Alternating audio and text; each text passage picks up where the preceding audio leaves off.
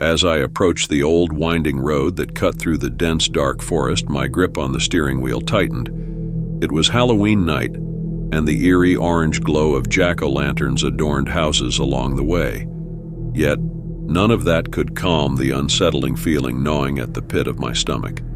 This drive had become a tradition for my friends and me, and it always started with excitement and ended with bone-chilling fear. The weather was gloomy, with thick clouds masking the moon and stars, casting a foreboding atmosphere over everything. The wind howled through the trees, making them sway and whisper secrets in the darkness. I couldn't help but feel that the forest had eyes, watching my every move. Nevertheless, I pressed on, determined to conquer my fears this Halloween night. I was joined in the car by my two closest friends, Sarah and Mark. We had shared this spooky journey for years, but this time was different. The legend of the haunted road had grown darker over time, and we'd heard rumors of strange occurrences that would send shivers down anyone's spine. As we entered the forest, the road became narrower, surrounded by thick trees that loomed like silent sentinels. The headlights cut through the darkness, revealing just enough to send our imagination into overdrive. Sarah started to hum nervously, attempting to break the silence that weighed heavily upon us. Mark, sitting in the back seat, cracked a weak joke, but his voice quivered. I could see the goosebumps on my friend's arms, mirroring the ones on my own. We knew the stories of this place, tales of ghostly apparitions, hitchhiking spirits, and strange, shadowy figures that would appear suddenly and disappear just as fast. The forest played tricks on your mind, and it was hard to separate fact from fiction in the dark.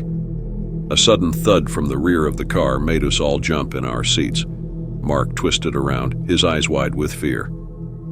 "What was that?" he stammered.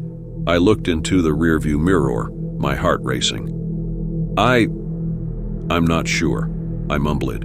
The road behind us was empty, devoid of any signs of life or movement.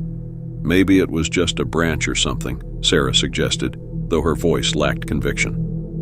With cautious optimism, I continued driving, but the thud echoed in my mind, refusing to fade. The trees seemed to close in on us, creating a claustrophobic tunnel of darkness that extended far into the distance. The forest's whispers grew louder, and it felt as if they were speaking to us, but their words were indecipherable. Suddenly, the car's headlights flickered, and I prayed that it was just a minor electrical glitch.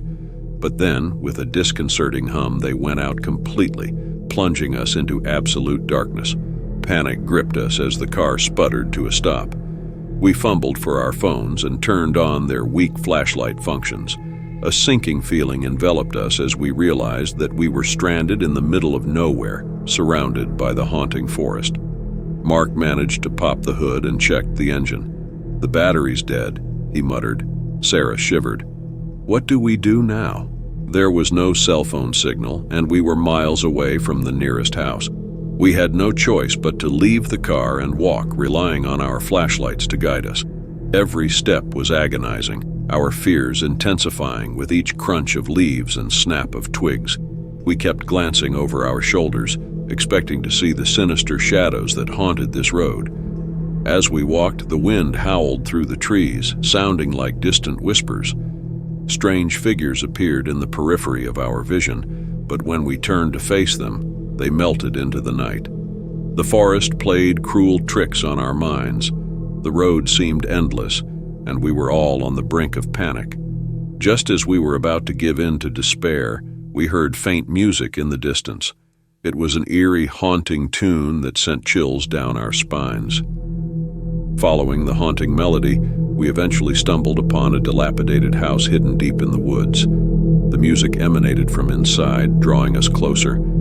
As we approached the creaking door, a bone-chilling scream pierced the night, and we finally understood the true horror of our situation. The house was not abandoned. It was inhabited by something malevolent, something that reveled in terrorizing those who dared to venture into the darkness of the forest on Halloween night. With trembling hands, we turned and fled back into the night, not daring to look back.